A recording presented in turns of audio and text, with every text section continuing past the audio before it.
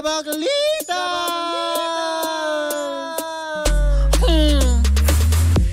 Same, pero iba. Kayo patuloy pa rin pong nakatutok at nakikinig sa number 106.7 Energy FM. Pangtawag mo sabihing radyo. Sabihin mo! Yan! At syempre sa kabubukas pa lamang ng kanilang mga cellphone at nasa Facebook page. Hello po sa inyong lahat at sa kanilang mga kabubukas pa lamang ng inyong mga radyo. Ano bang gusto kong sabihin? Correct. Yun. Kabubukas pa lamang ng kanilang mga radyo tulad na lang ng Hernandez Bakery dyan sa may Pandakan. O, diba? At syempre ang Julie's Bake Shop dyan sa may Farmers Cubao. Ang lakas daw natin dyan sa may Farmers Palengke. Perfect. Ang daming chismosa, ha? Ay, si Ate Letty Esplana nakikinig sa atin. Maraming salamat po. Hi, hello po sa inyong lahat. At Ay, syempre, si Chair Lala tsaka si Ayi nakikinig sa atin. Chairman Lala Soto, ayan, nag-New Year na, nag-Three Kings na, nag-prosesyon na po ang, mahal na Nazareno. Mag-anniversary na po kami next Friday. Pagalawin niyo po ang baso. Diba? Wala po ba tayong paalog? Mamaya alugin nila tayo. Kay Senator Win Gatchalian. Kaya nga. Yung Gatchalian lechon nyo po, patikim naman. Yung usapan po natin Nagtahan na, hindi na parinig. Bang-bangin on air. At least Ayan, Mare, hindi tayo hindi tayo nang gigipit. Oo, kagaya ng ibang kakilala natin na aawayin mo. Ay, aawayin muna nila. Tapos kapag nabigyan sila ng produkto, sa kanila i-lift up. Ganon. Hindi naman tayo ganon. Bad yun. Diba? Mas sabi nga nila, mas magandang manghingi ka na lang kaysa naman, alam mo yun, magnakaw ka. Yun ang kasabihan tapos, ng iba. Alam mo yun, mang-away ka. Kung hindi ganyan. makuha sa santong pakiusapan, di nakawan. Charing, ay bad yun Nasa ikapitong utos ng Diyos yan. Bawal magnakaw. Not unless ang sinusunod mo lang ay utos na utos ng nanay mo. Diba? Actually, diba, sinasabi nga ng ilan na kung ang Diyos nga 10 lang yung utos, yung nanay ko may 100. Oy, baka Diyosa yung nanay mo. Ipako mo na din yan sa cruise. Ay, sorry. Grabe siya. Ay, anyway, sa mga hindi pa rin nakakakilala sa amin, ako po si Kapitana Sisa. At hindi pa kayo nagkakamali, hindi po ako yung bukalista ng Ben and Ben. Wow, diba? Ako pang yung Tita Cora. Uy, alam mo, diba? ang bongga ng Rewind talaga, ang dami nilang kinita. In fairness, hanggang ngayon, showing pa din yata. Alam mo, ang trending ngayon, Mare, ang daming nangangarap na ma-rewind nila yung buhay nila. Diba? Pinagbigyan ni Lods, ni-rewind, pati yung mga bills. Magbabayad ka ulit ng mga utang. Diba? At eto na ang Baklita sa Woo! Woo! Woo! Kala nyo, parang dog walang na, sobra. Uy, next Friday, 2 years ng Baklita. Kaya nga. Diba? Kaya maraming salamat po sa lahat pa din. At sa alam mga mo bagong nanonood sa atin, Mare. May good news ako sa'yo. Ano? May isang nag-pledge ng lechon na confirm na. Ay, talaga? Kaya maghanap ka na ng mabagbibilhan. Ay, talaga ba? Si Ate Balisha Balatbat ba yan? Secret! Tawagin natin siyang Secret, Secret Santa. Alam mo, si Tita Alicia talaga, alam mo yun, hindi talaga siya talagang nagpapaano. Yes. Alam mo yun, na laging magaan ang loob ko sa kanya, sa lola lahat, niya. Lahat magaan ang loob natin. At kung sino man ito, maraming salamat. Secret Santa natin. Correct. At sa mga sa mga nasa YouTube, yung mga Secret Santanas naman na bash ng bash Santa. Diba? Welcome din kayo sa aming maging in fairness. Kailangan talaga magpahanap na ng lechon.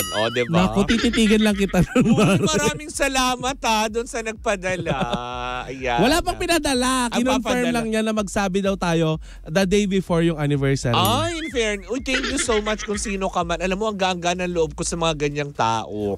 Lalo kay Joseph Poblete kung gagawin niya yung dalawang bucket na tig 8 pieces ng Chicken Joy. Paano naman daw niya gagawin yung itatanim mo daw siya sa loob?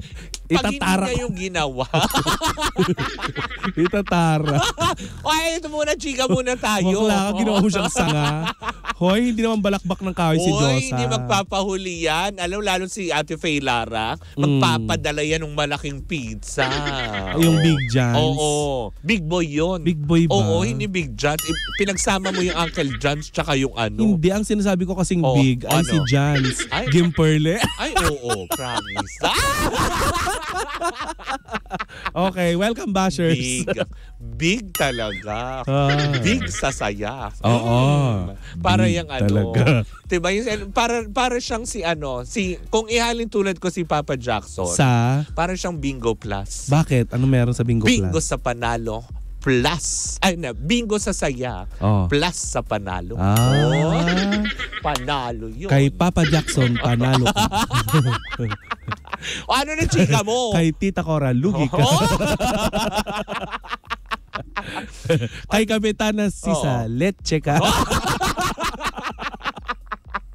Gabi, sino opinion ng Tita Cora? Kay BP siya lang po yun. No? Ay, ba't ba yun? Hoy, ginagamit ngayon sa pagkain eh. Leche plan, bakit? Sabay bawi. Ano na chika? Ano ba ang, di ba ang leche ay itlog? Tama ba? Or gatas? Gatas. O, bakit wala ka bang gatas? Wala. O, Kapitana Leche, gano'n. Di ba? De leche. De leche. Oo. Iba naman kasi yung sinasabi mo. Hirap itawid. Ay, tama na nga. Ito na nga, chika ko sa'yo. Kasi pag-usapan natin yun. Alin? Gatas. Kapitana Sisa, leche ka. Eto na. Teka lang, kakabalik ko lang, masuspindi naman ako. Bakasyon ka ulit. Wag. Kakabawas ko lang ng linggo. Hindi, yung panalo mo naman yun eh. O ano na? Kay Ma'am Becca, panalo ka. Oo. Diba? Pero eto na. Ano na chika mo? Sasabihin chika ko na trending. Alam mo, sasabihin na naman ng mga nanonood sa atin. Ang haba na naman ng intro nyo. Kaya nga. I-enjoy nyo na lang yung intro namin. Tama. Ay, eto na nga Mare, nag-trending nga. Kasi, di ba nga, pinag-uusapan pa rin yung hiwalayan ng Richard at saka Sarah. Oo nga. Not Heronimo, Batlabati. Ayun. Tala. Hindi. Ramar. Hindi.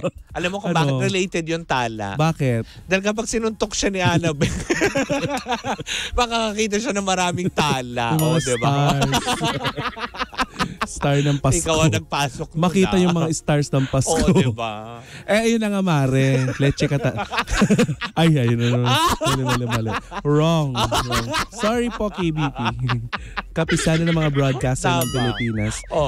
Kayo po talaga ang institusyon. Sorry. Ano na daw yung balita? Huwag ka na kasing bad. Napapasabi tuloy ako ng diba? So yun na nga, Mare. Ang chika, Mare, di ba nga nag-trending nga itong si Sarah. Ay, tingnan mali-mali na Sarah tuloy. Labati nga. Hindi, si Richard Gutierrez at si Barbie Imperial. Kasi Barbie Imperial, di ba yan yung kay Diego Loizaga? Yes.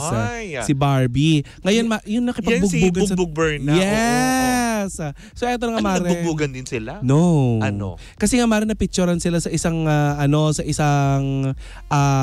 bar na nininegosyo nitong si Barbie Imperial. Ang alin? Na magkatabi sila sa loob ng bar. Nininegosyo, ibig sabihin may negosyo. Okay. Nakipagsosyo si Barbie Imperial. Kay Richard. Pwede ba natin pangalanan yung bar? Pwede naman. Yung Tipsy Pig. Dyan sa may Kasi di ba, Mare, meron siyang Tipsy Pig dito sa may Tomas sa may Morato. Tomas Morato at saka yung I think Paranaque ating isa. Ay, talaga ba? Hindi ako sure. Yes. Ang alam ko meron sa Estancia. Basta sa Pasig. Yun yung alam ko. I don't know kung yung sa so South. meron. Sa isa, hindi dito sa Timog. Doon sila napicturan. So, nakipag-sosyo. Hindi nakipagsosyo si Richard. Napicturan sila na nandun, magkatabi. Tapos, anong issue doon? Nag-circulate ngayon yung picture na yun nila, nitong si Barbie Imperial, at tuluyan na nga na-link itong si Barbie Imperial dito kay Richard. Pero nakakaloka, Mare, dito. Lumabas na nga yung katotohanan tungkol dito. na ito si Barbie Imperial, hindi naman pala sadyang nakipagkita kay Richard doon. Nagkataon lang ba? Yes. At yung picture na kumakalat, Mare, para din sa kaalaman ng ating mga panggan na napipeke ng fake news, na kesyo daw itong si Barbie Imperial ang dahilan daw ng hiwalayang Sara Labati at Richard Gutierrez, ay wrong po. Kasi nung time daw na yon, si Richard Gutierrez, nagti-table by table talaga na dinadalaw yung mga nandun sa loob, lalo na kapag kilala niya. Kasi owner siya. Hindi siya owner. Part owner. Hindi din. Ano, bisita? Bisita. Nandun lang siya para pumarty din. Yes. Pero dahil kakilala niya yung mga nasa paligid, umuupo siya dun sa table para makipagtsikahan. Para ano? Para makalibre ng inom? Bakit di mo tanungin si si Sheena? Sino ba ang mahilig maghakot ng halak sa ibang table? Tama, totoo yan, Sheena. Kamusta ka? Buti nga si Richard kilala niya yung mga yun eh. Si Sheena hindi. Wala siyang pakialam kung hindi niya kilala. Uupo ako dito sa table. Yan. Tapos makikipulutan pa. Oo. Ang lakas pang mamulutan. Totoo yan, Sheena. My gosh, alala kita. At saan naganap yun? Sa Tipsy Pig din. Tama. Oo, nag-Tipsy Pig tayo. So yun na nga, Mari. No. Sirang-sira si Sheena. Bakit ganun? Ang dami nagaganap ng ano. Hindi. Ano na nga, may tama na si Sheena noon. Akala ko kasi alam mo yung lugar na ng mga buraot yun. No?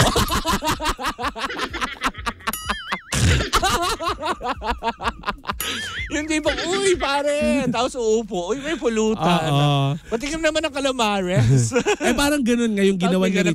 Uy, hindi naman buraot si Richard. Hindi naman kanin. Kaya naman bumili ni Richard ng 4 na bar. Naman, promise. Tsaka 1 toneladang calamares. Pero yun na nga, Mare, bisita lang siya doon. Hi, Sheena. Tapos, nabanggit tuloy natin si Sheena. Correct ka. Hindi kasi kalintulan, tsaka nabanggit yung lugar. Oo. So yun yung ginagawa ni Richard. Nagkataon lang, Mare, na napicturean sila na magkatabi sila ni Barbie Imperial. Ay, Barbie Imperial. Barbie Imperial nga. Hoy, hindi si Barbie Fortesa. Ano ka? Kasi may chika din ako. Bakit nalilig? Hindi kasi may mga nakarating sa akin na balita tungkol kay Barbie Fortesa. Pero hindi ko pa muna. Kino-confirm ko pa. Pero ang chika, Mare, ganito. May mga kumakalat kasing balita na ultimo daw sa pag-CR nitong si Barbie Imperial, sinasamahan siya ni Richard, which is hindi po. Hindi naman siguro. Hindi daw yung totoo. Magkiwalay naman yung CR ng lalaki tsaka babae doon. Paano sasamahan? At saka alaman ng lahat, hindi po talaga nakipagkita doon si Barbie Imperial, kundi nandun siya para mag-ground sa mga bar na pag-aari niya. So si Barbie Imperial lang kasosyo doon. Kasosyo nitong asawa ni Angel Locsin. Sino ba to? Sige, alamin. May tao doon. Tama ba? Oo, may tao sa labas. Oo. Nagulat naman ako kasi bigla may anino. Taong anino. Oo. So ayun na nga. Yung asawa ni Angel Locsin ang kasosyo niya. At iba pa. Pero yun na nga, Mare, hindi totoo ang balita na itong si Diego Loizaga. Ano ba? Sino-sino na dinadawit mo? Si Richard. Ay, nako, Barbie. Ano ba? Nasobrahan ka ba ng dextrose? Groggy pa. Ano ba? Yung anesthesia hindi pa rin bumababa. Grabe yung anesthesiologist ko. Isang timba kasi. Magugulat ako mamaya kung si Lenny Robredo binabanggit mo na. Tsaka si Ces Drelon. So yun na nga. Yun na nga, mga kapamilya. Iba na naman.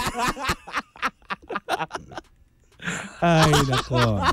Legit. So walang katotohanan. Wala. So ibig sabihin nito, kasi di ba may kumakalat na memes na kino-quote si Tita Annabel na sinasabi nga niya na hindi kita planong, basta may memes na gano'n na kumakalat. Wala po katotohanan at hindi po si Tita Annabel yon. At saka hindi rin totoo, Mari, yung kumakalat na mga balibalita na ni Sara Labati. Sara Labati. Ano? Di totoo, Mari? Anda ka ba talaga magtrabaho? Si Sara Labati, pinagsasagot si Annabel Rama at may mga patutsada siya. Hindi totoo. Gawa-gawa lang yung fake news yun. Yung mga mga memes na ginagawa ng mga tao. Tsaka Mari, mag-ingat tayo ha, kasi hindi lang memes ang pwedeng gawin ngayon, pati AI. Diba? Kung maaalala nyo, may mga reporter po ng isang istasyon na kumakalat ngayon na ginagaya nila yung ginagamit sila, parang AI sila na nagpo-promote sila ng isang mga ng mga food supplement na hindi naman talaga dapat ibenta. So hindi pala sila yun. Yes, kahit tayo Mare, pwede tayong gayahin. Ay, talaga ba? Oo. Pero yun na nga. Magagayin nyo ba ang ganito kaganda? Kung hala. Hala. Wag. Ano ba? Magagayin may ganito kaganda. Paano? Loko. Kawawa sa'yo. Awit. So yun na nga, Mare. Pinapabulaanan nga nitong si Barbie Imperial yon. Pero hanggang ngayon, Mare, wala pa rin pahayag. Itong si Richard Gutierrez at lalo na si Sara Labati, wala pa naman. Ang hirap naman pala. Minsan nga didikit nga din ako kay Richard para may issue naman kami. Actually, Mare, pwede naman. Gusto mo support ako sa'yo. Try mo dumikit-dikit. Diba? Mali mo kahit man lang yung isang singsing ni Tita Annabel, mabigat. Hold upper. Nakakainis. Kasi Mare, kung mapapansin mo, yung mga hiwalay na lalaki, hiwalay sa asawa na lalaki, madikitan ng kahit sinong babae yan. Correct. Manilig. Diba? Kaya ako naiwas-iwas talaga kay Richard. Ay, ako umiiwas din ako, diba? Sa mga Kanino sa ka mga hiniwalayan na sa habol-habol pa. Sino ka? Oh my God, name drop. Ay, nako, bawal. Diba? Ay, di ba meron ka pinanamin sa nakaraan? Na isang komedyante ang nagbalik droga? Oo nga, diba? Na-confirm mo na ba? Well, sa ngayon, inaalam pa natin talaga kung totoo. Pero kasi wala na nag-follow up nung chika. Ay, talaga? Kaya, diba? Baka ni news blackout. Siguro, na pinatigil na lang ibang mga friends, yung mga malalapit sa showbiz na tigil nyo na lang, huwag nyo na siyang anuhin. Oo. At saka baka kung makarating man sa yung kanya nahatakan ng kotse. Tsaka, Ay! Diba? Kung sakasakali man, Mare, na makarating sa kanya pinag-uusapan na siya Oo. ng sambayan ng Pilipino, baka Mare, tumigil na din siya. Well, siguro, sana. Ako, bawal tayo mag-preach, pero ako sasabihin ko talaga sa kanya, bad yan. Oo, tama. Sabi nga ni Lods, diba? Wow! Bad yan. Ang lakas pa rin maka-rewind na nakakaloka. Again, hindi po nare-rewind ang buhay Tama. Lalo na ang utang kasi mamaya i-rewind nyo yung buhay nyo pati True, utang madamay. Lily, diba? Ay nako Mare, maraming salamat sa episode na to. Oy, maraming salamat din sa lahat ng mga umantabay sa amin. Magkarinigan, magkapanooran, magkatsikahan na naman tayo bukas para sa isang edisyon na naman ng Baklitas! Woo! Woo! Woo! Ako po si Kapitana Sisa. At ako naman po si Tita Cora. At tuloy-tuloy pa rin po ang ating tugtugan. Siyempre dito po lamang yan sa number 106.7 Energy FM. Panggawag mong sabihing radyo. Sabihin mo!